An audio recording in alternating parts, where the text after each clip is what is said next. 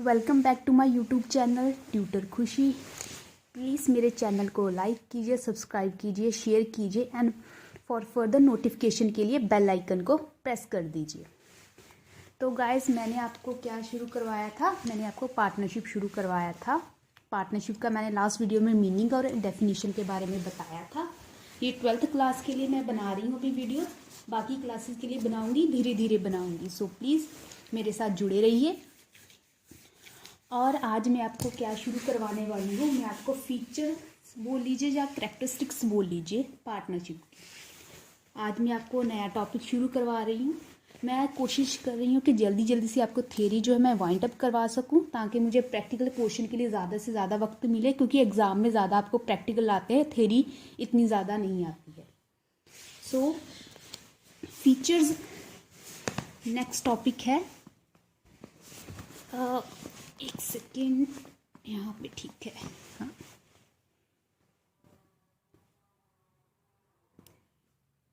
Features of partnership.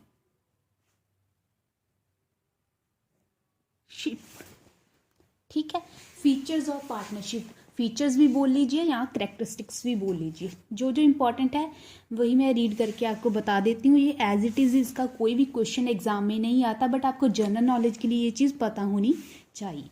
इसका कोई specific exam में नहीं आता क्वेश्चन, ये एमसीक्यू पर्पस के लिए एक आधा आपसे पूछा जा सकता है, बट इसका कोई लॉन्ग क्वेश्चन नहीं आता है आपको। सबसे पहला फीचर क्या है? सबसे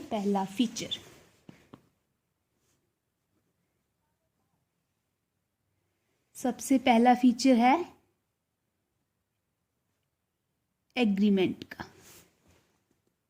पार्टनर्स में आपस में एग्रीमेंट होना चाहिए।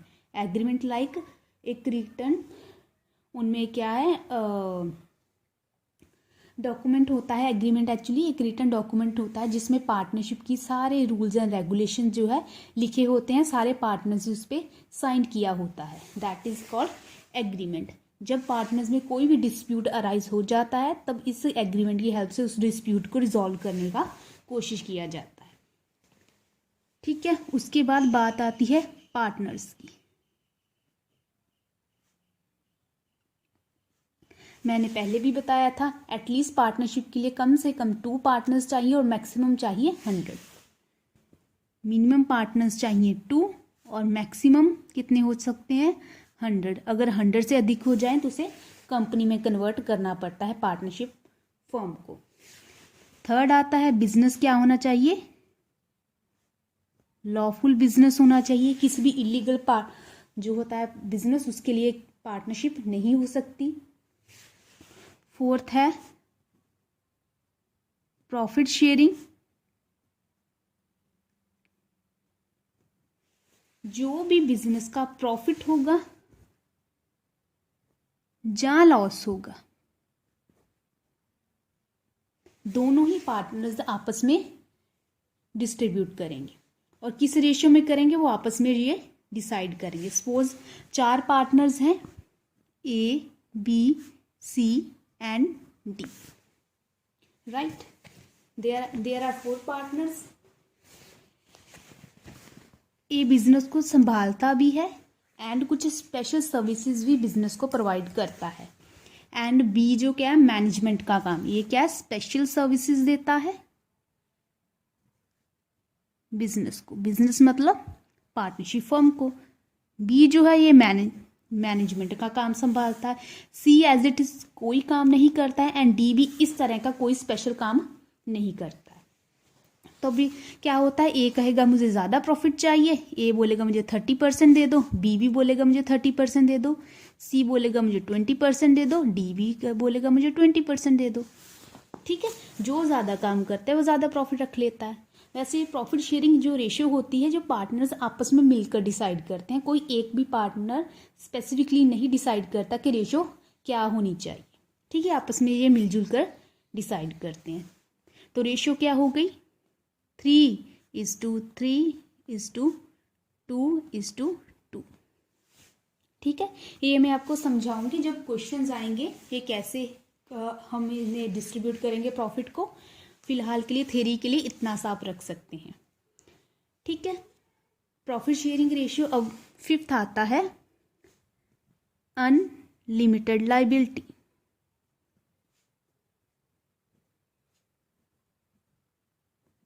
जो पार्टनर्स की लायबिलिटी होती है वो अनलिमिटेड होती है।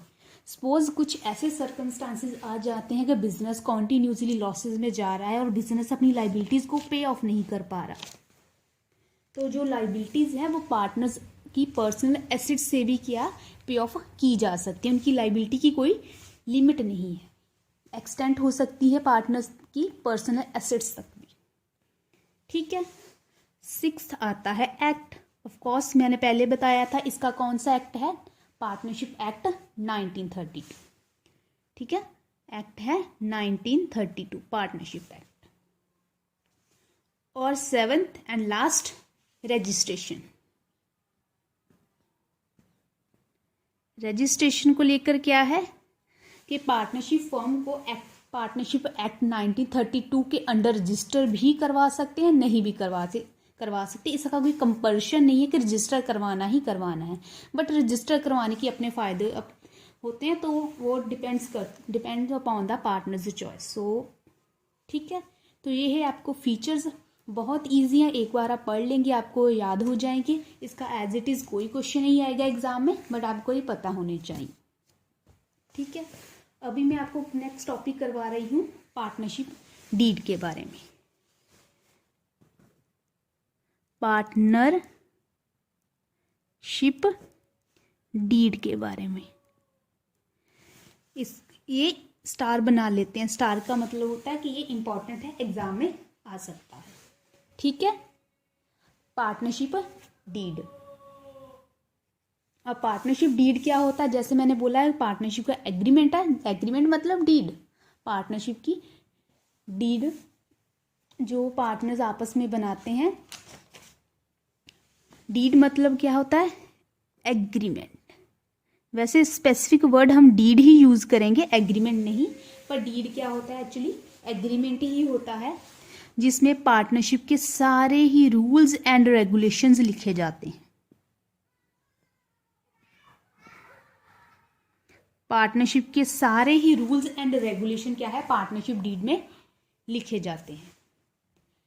टिप टू टो सारी इंफॉर्मेशन, पार्टनरशिप कैसे बनेगी, उसे डिसॉल्व कैसे करना है, कैसे कैसे पार्टनर का एडमिशन होगा, कैसे कैसे वो रिटायर होंगे, उनकी सैलरी को लेकर, उनकी जो ड्यूटीज को लेकर, उनकी कैपिटल को लेकर, सारे ही रूल्स एंड रेगुलेशन हमें पार्टनरशिप डीड में लिखने होते हैं, और इसके ऊपर पार्टनर्स ने साइन भी किया होता है।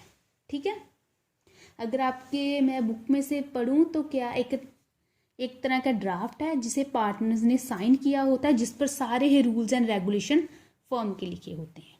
ठीक है, ये है आपका पार्टनरशिप डीड। इतना ही इनफ है, बहुत ज़्यादा थ्योरी पढ़ने की ज़रूरत नहीं है। और उसके आगे आपको इसके रिलेटेड क्वेश्चन आता है, एग्जाम में भी आ जाता है, that is contents of partnership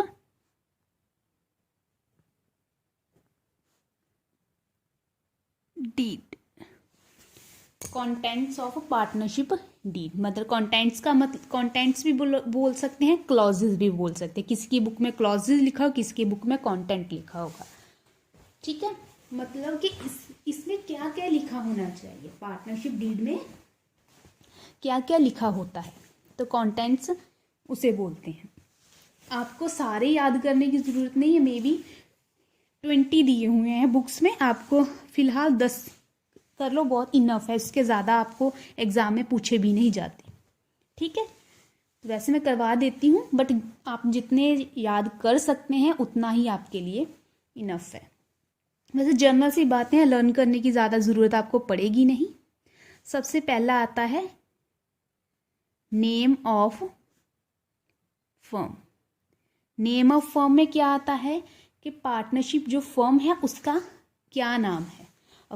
अगर ABC 3 पार्टनर है, तीनों मिलकर बिजनेस कर रहे हैं, तो उन्होंने उस बिजनेस का कोई नाम तो रखा होगा, लाइक ABC फर्म। जब कोई और नाम रखा होगा तो इसमें नेम ऑफ फर्म में आप मेंशन करोगे कि फर्म का नाम क्या है। दूसरा आता है प्लेस ऑफ बिजनेस। बिजनेस की प्लेस कहाँ होगी, बिजनेस का जो मेन ऑफिस है वो कहाँ होगा, एड्रेस कहाँ क्या है फर्म का अपना ऑफिस होगा ना, तो उसका हम यहाँ पे एड्रेस लिखेंगे। फिर थर्ड में लिखेंगे nature of business.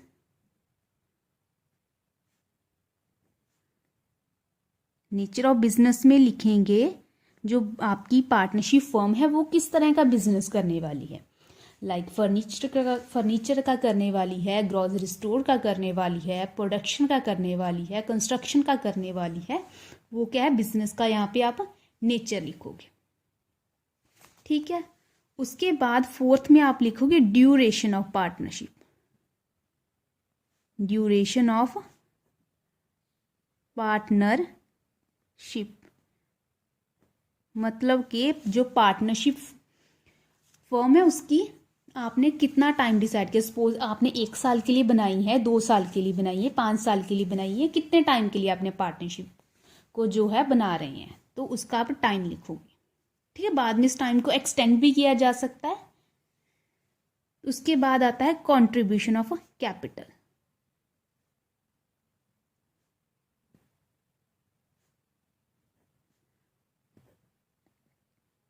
Contribution of capital में क्या आता है कि पार्टनरशिप फर्म की कैपिटल कितनी है। अगर जैसे मैंने पहले बताया, अगर 3 पार्टनर हैं, ए है, बी है और सी है, ए कितनी कैपिटल लेके आ रहा है, बी कितनी लेके आ रहा है, सी कितनी लेके आ रहा है, इसमें हम ये मेंशन करेंगे। सपोज ए 5 लाख लेके आ रहा है, बी 2 लाख लेके आ रहा है एंड ये 1 लाख लेके आ रहा है, तो हम क्या है कंट्रीब्यूशन ऑफ कैपिटल में ये मेंशन करेंगे कौन सा पार्टनर कितनी इन्वेस्टमेंट बिजनेस के लिए लेके आ रहा है। ठीक है। उसके बाद आएगा प्रॉफिट शेयरिंग रेशियो। ये बहुत इंपॉर्टेंट है, प्रॉफिट शेयरिंग रेशियो। अब प्रॉफिट शेयरिंग रेशियो में क्या आता है कि बिजनेस का जो प्रॉफिट है वो किस रेशियो में बांटा जाएगा। जैसे कि ये मैंने समझाया है, बिजनेस का प्रॉफिट किस रेशियो में बांटा जाएगा। ये रेशियो पार्टनर्स आपस में डिसाइड कर सकते हैं, कोई भी रेशियो जो उन्हें फिजिबल लगे। ओके। नाउ 7th आता है पार्टनर्स की ड्राइंग्स को लेकर।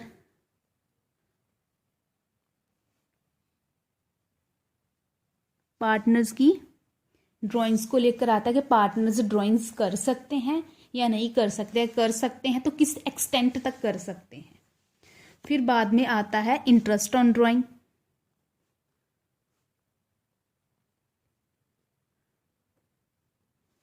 अगर ड्राइंग्स की है उस पर कितना इंटरेस्ट जाएगा, इसमें इंटरेस्ट ऑन ड्राइंग मेंशन होगा। फिर आता है इंटरेस्ट ऑन कैपिटल, कि कैपिटल पे कितना इंटरेस्ट जाएगा। ठीक है। जनरल सी बातें हैं, आपको ज़्यादा बर्डन नहीं लगेगा याद करने के लिए। फिर आता है सैलरी किसी पार्टनर को मिलेगी या नहीं मिलेगी, अगर मिलेगी तो कितनी मिलेगी, किसी पार्टनर को कमीशन मिलेगा या नहीं मिलेगा, अगर मिलेगा तो कितना मिलेगा। ऐसे बोनस किसी पार्टनर को बोनस देना है या नहीं देना, अगर देना है तो कितना देना है। ठीक है। पार्टनर की सैलरी हो गया, बोनस होगा, कमीशन होगा, कोई एक्स्ट्रा फीस हो गई जो पार्टनर्स को दी जा रही है, उसके बारे में भी हम इसमें मेंशन करेंगे। उसके बाद आता है 11th